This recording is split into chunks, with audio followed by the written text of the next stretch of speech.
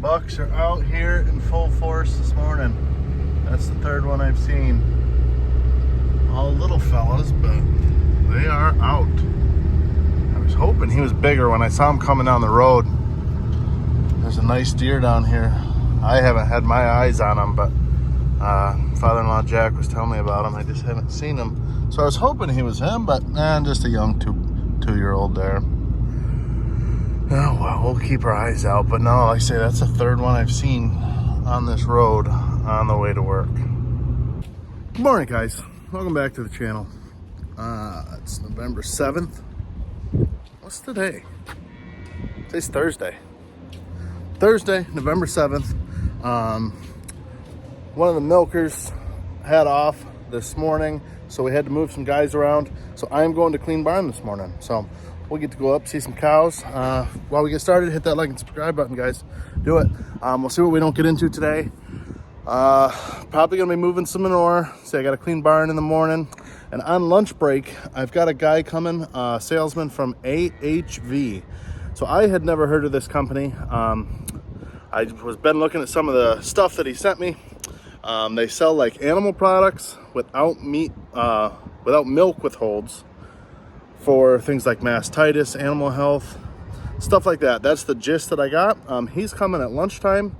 We're gonna look through some of his products. I'm not sure if he wants to be on the video or not. We will ask him. If not, either way, I will show you some of the stuff that they're offering.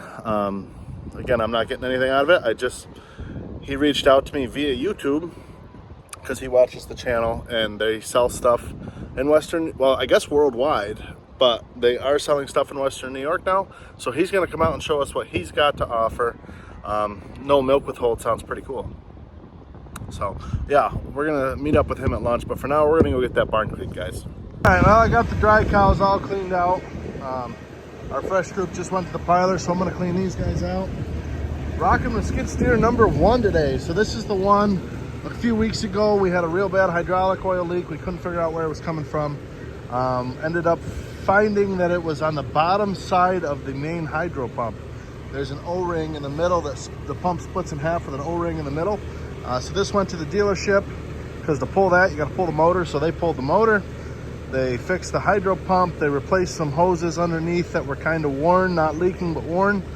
They were a pain in the butt to get at. So I told them while they had it all apart, just replace those. They fixed the fuel oil, the fuel gauge that's been broken for a long time. So this is our oldest Bobcat. I'd say it's about 8 years old, give or take.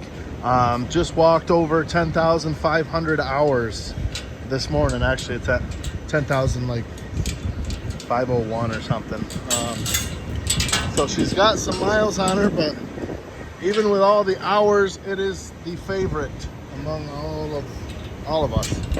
Goes the fastest, it's the most reliable. The 2-speed always works in it. Seems like each generation newer Bobcat we've gotten, they've just gotten worse and worse. So this one, even though it's the oldest, is the favorite. We're very happy to have it back. Goes the fastest, has the quickest hydraulic response. And on top of that, this machine used to bed all of the sand on the whole farm. Before we bought the Mensch sand spreader, we used to carry it in bucket at a time and dump it into our freestalls with this machine. So this machine's had a hard life, but is still just rocking right along. So happy to have her back in scraping fashion. Could have put a seat in it, but it's fine.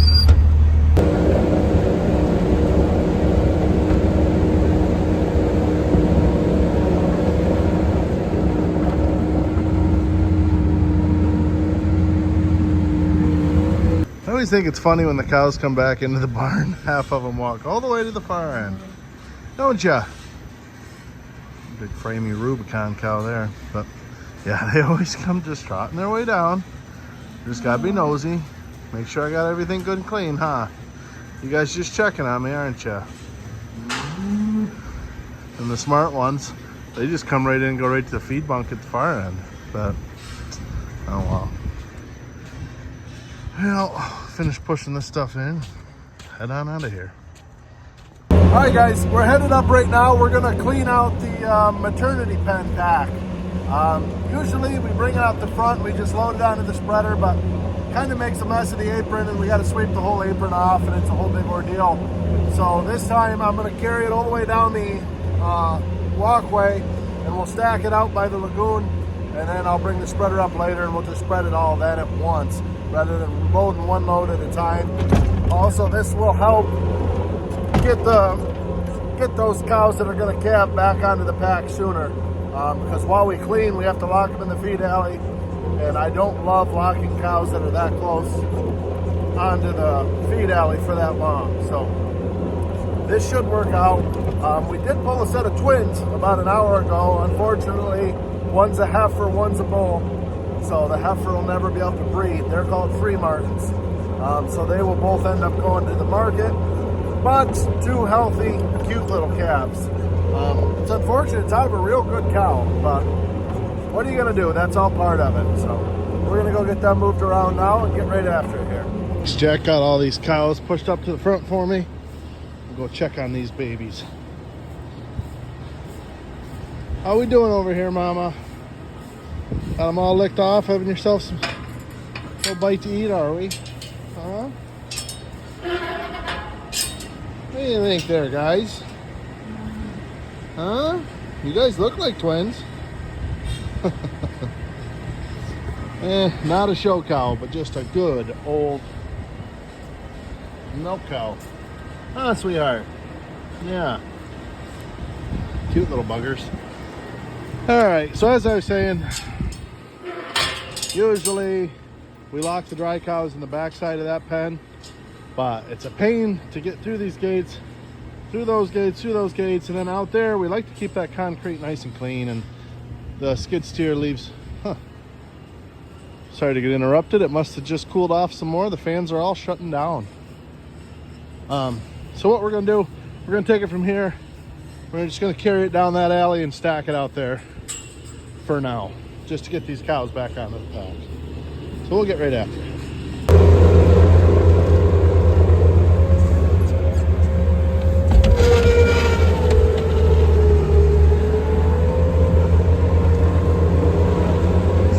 Is I'm stacking up a couple buckets and then scooping up a bucket and pushing it out, so I'm taking 3 to 4 buckets with me in a pass here.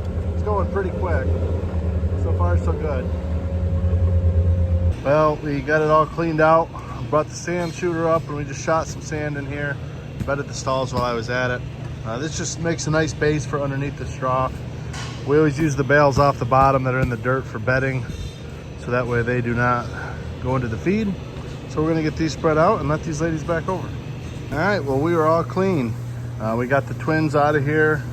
We gave that fresh cow calcium, laxate boluses, and we did give her a little bit of Polyflex. When they have twins, that's kind of our standard protocol. Kill any infection. I would like to have drenched her, potentially drench her this afternoon with water and some alfalfa meal just to fill her gut up. So we got them out of here, got the pens all cleaned out and rebedded, and then obviously these girls are in here enjoying their new freshly bedded pen here. So I suppose we will be on our way. Maybe we'll get to spreading some of that. Might just as well. All right, guys, we're down here. We're chopping some of our wheat straw here. Got about 16 bales here to chop, so it should be a couple weeks worth. Why we're doing that? So our baler does not have a cutter in it at all. The pieces are long, so we feed this to our milk cows. We put this into our total mixed ration. We want to cut this down to 2 to 3 inch pieces, probably closer to 3. It goes into our dry cow ration pretty heavily, and sometimes a fresh cow ration. All it does is it's like a buffer. It gets into their stomach and it floats, so it helps hold some of the high quality feed in the stomach so the cow can properly digest it. It's dusty out here. Just to get everything that they can out of the good feed. So this is more or less slows down the stomach, slows down the feed from going right through the cow. So we don't feed a lot of it at all. That's why 16 bales will get us a while, but the old 4840 out here doing her thing. Roto Grind 1090 takes all the power she's got, but does a good job. Hey guys, well, we got that straw all chopped. Gonna run down and get the man lift. I mentioned last week I got half of the shade cloth rolled up with Tyler. We still got half the barn to do yet. Make sure my radio's down so we don't get a strike here. Check engine lights on too. So we're gonna roll up the other half of the curtains. I mentioned having a meeting with a AHV rep. We just had lunch. It was a very nice guy. His name's Matt. Had a really good conversation for going on 2 hours. Some of their products they really interest me. No milk withhold, no meat withhold. It's more of a natural science approach, the way I understand it, to some of the issues, versus just, going straight antibiotic routes. So he's going to send over some different protocol stuffs to us, and we are interested in giving it a shot.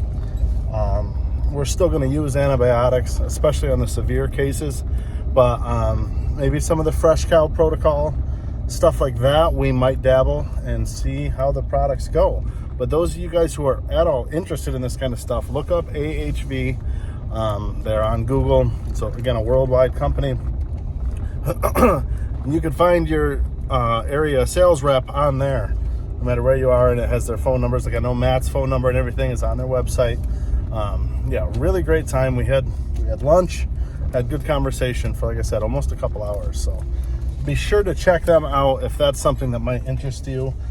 He said they don't have a huge push in the organic farms yet, which shocked me. Coming from farms who can't legally use antibiotics, you would think that the natural remedy solution really would appeal to them. So if you guys are organic, reach out to him. I mean, that seems like a no-brainer if you're an organic dairy. I mean, the stuff seemed really interesting no matter what kind of dairy you are, but especially organic. So yeah, reach out, guys. Like I said, once we get some product in, we'll show you guys a little bit about it, and maybe some results depending on how much time we've got and all of that. But like I said, we don't give any blanket treatments to any cow. It's more individual cow based. So yeah, we'll see what we end up doing here, but really good time spent with him. Thanks, Matt, if you're watching this video. Thanks for coming on out. Yeah, it was a really good time. So like I said, we're gonna go get that man lift. We'll get these curtains up, and even though it is in the mid-60s, it's a beautiful day. It's time to get these curtains up heading into winter here. So that's what we're up to. All right, guys, we got that curtain rolled up. Sorry, there's really no way to show you guys. Because you're up on the man lift, it takes literally all of our hands to hold it and run the zip ties. What we're gonna do right now to finish the day out here, we're gonna run down and get a load of water. Our wells aren't exactly keeping up. We've got town water to the dairy, but we are limited in the amount of gallons that we are allowed to use per day. So we have an off-site well with a water silo down there. Unfortunately, the only way to get it home is put it on a truck and bring it home. It's not the end of the world, just time consuming, but we'll head down and show you guys that situation. So here's our tank, 6,000 gallon water tank. It fills this truck perfect. We just got a big electric pump down here with an on-off switch. So we used to have heifers down here, probably 80, 90 bred heifers, but the stalls were shot. It was always a pain to clean because all the rainwater from the whole hill would collect up in here. And it was just another stop that we had to make. So now it's just used for straw storage, and there's some equipment that we don't really use, an old hay elevator, tedder, things of that nature over there. So yeah, we just pull the truck, back the truck up in here and load her up. It takes about 45 minutes to load the truck. It's a really fun time of year to come down here because this is deer heaven down in here. Gotta pick on my father-in-law. We don't miss a stalk of corn all year. If Grandpa misses one stalk, stops, backs up, and gets it. But when you're near the tree stands, you're allowed to leave the end rows. Oh well, it's good. It's amazing what a little bit of corn there and there will do for the deer's health through the winter when it gets real nasty. But last year I actually shot a doe down here while getting water.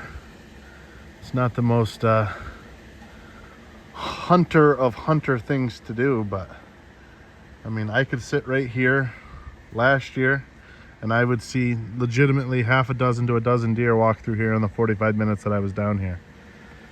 So finally I said, why the heck am I waking up early, going out in the dark and the cold when I'm sitting down here for an hour a day anyways? So between tanks, I'd go sit in that tower blind and made it happen. So yeah, maybe next load we'll walk up the driveway here a little bit and see if we don't kick something up. Jack probably wouldn't be impressed by that. I'm not trying to spook him. We'll walk up through and just see if there's anything on the move out in the field, or maybe we'll head up to the top of the knob and look across. That's probably what we'll do. We'll head up there and look across. Those of you guys who watch my videos, this is the driveway where we got stuck, and actually I may see a deer now. I don't know if I can get you guys kind of right there. Pretty sure that's a deer up there, not a buck, but anyways, they love it down here. But yeah, this is the driveway where we got the truck stock and then the tractor stock and made a complete mess. I haven't seen the driveway since that day. I was actually thinking about it this morning. It's funny I'm down here doing this because I was just wondering, I wonder what the shape of that driveway is. If I came down here now and leveled it off, I'm sure I could get back up there with manure. So maybe we'll go check that out as well. Like I said though, I gotta wait. I should really connect the tanks on this one of these years, so when you're filling it, you don't have to switch from tank to tank. Same thing with unloading it.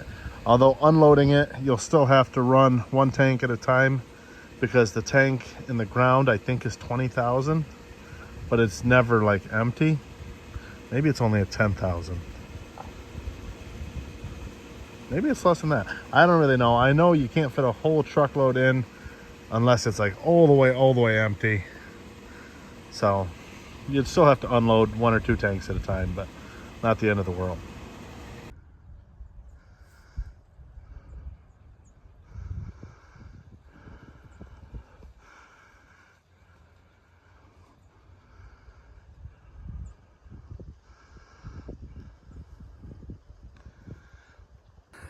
Don't mind my heavy breathing. It's a long way down that hill. It's a steep bugger to get up. And this is the third time I've done it. You guys probably won't believe me. The first time I walked up it, there was a heavy buck chasing a doe. Trying to cut around that tree there, came down in the valley, went up that way. Probably an 8 or 10, but heavy buck. You're not gonna believe me. I was on the phone with my dad. I FaceTimed him though. So he's proof there was a really good buck. Which I think there might be a doe down there in the valley right now. But regardless, that's what deer heaven looks like. This gully right here with just miles of corn all the way around.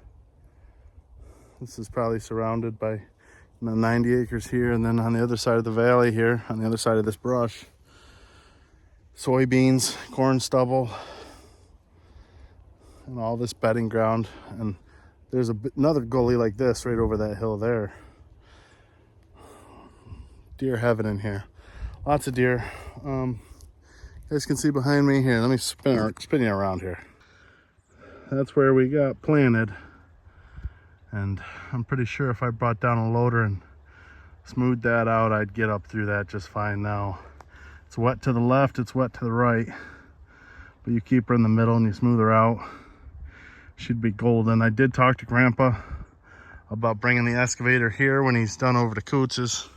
I guess he's got another fence line he wants to go clear out first, and then he's going to bring his excavator down here, and he'll probably go around the outside of this whole field pushing back shrubs and lemon trees, and this driveway will probably look completely different by the time he's done. He'll probably go down both sides and put a nice ditch and level it off and get her whipped back into shape.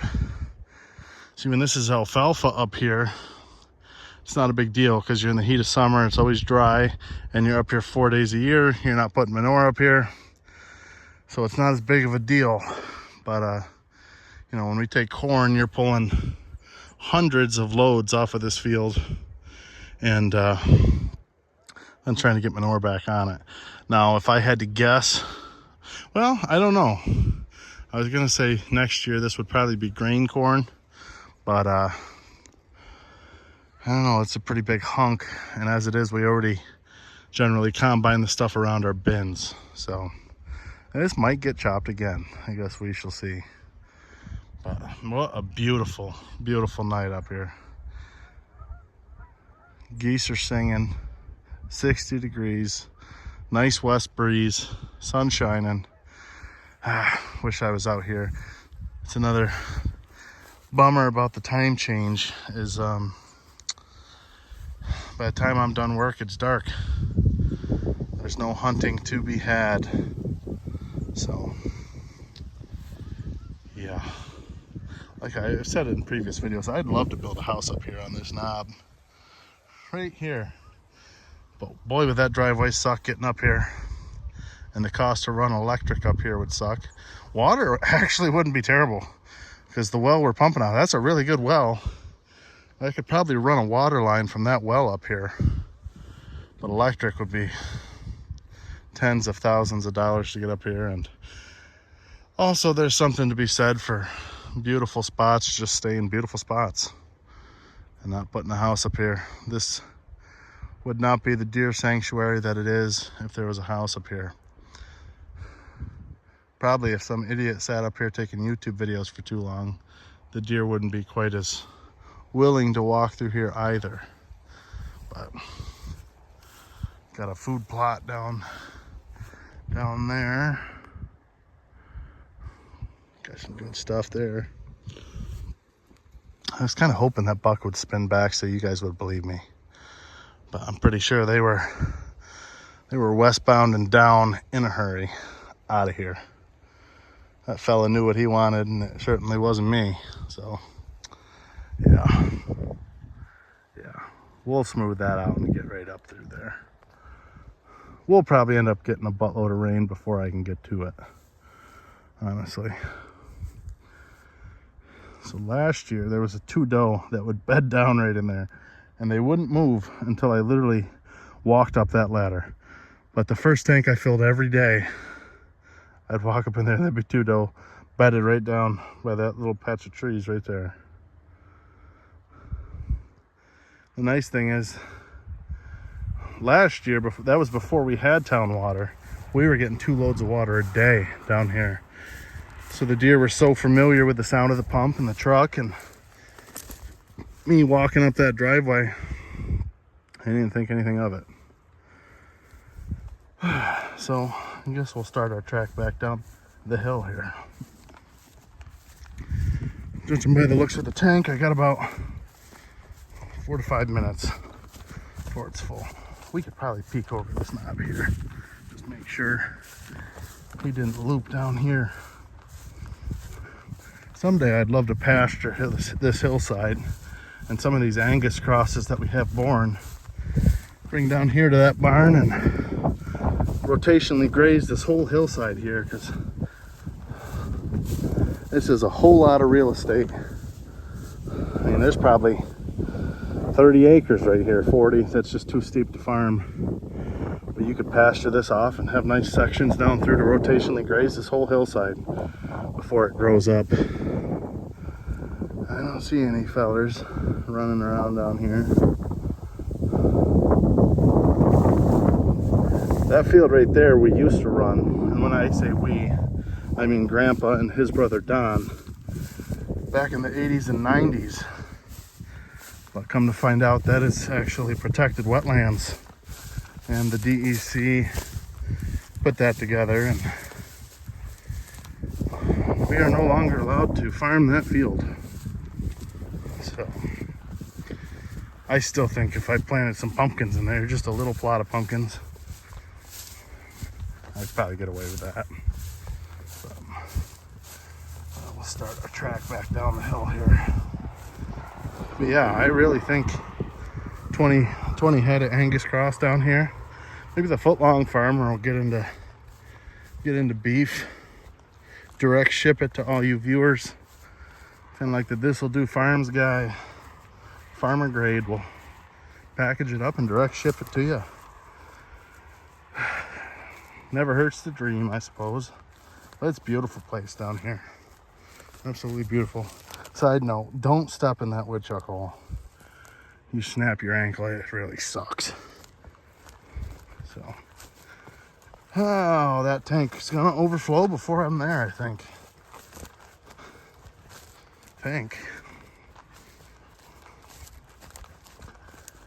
Better hustle up.